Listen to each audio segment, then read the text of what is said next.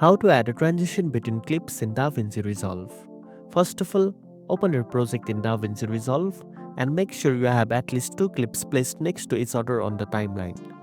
These clips must be trimmed to allow space for the transition. If they are not trimmed, DaVinci Resolve won't let you apply a transition properly. Next, go to the effects panel, which you can find on the top left of your screen. From there, choose the video transition option.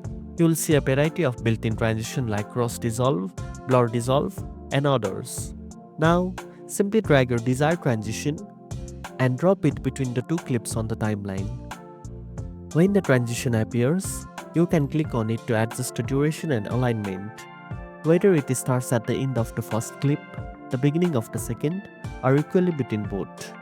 You can also fine-tune the transition by selecting it and using the inspector panel.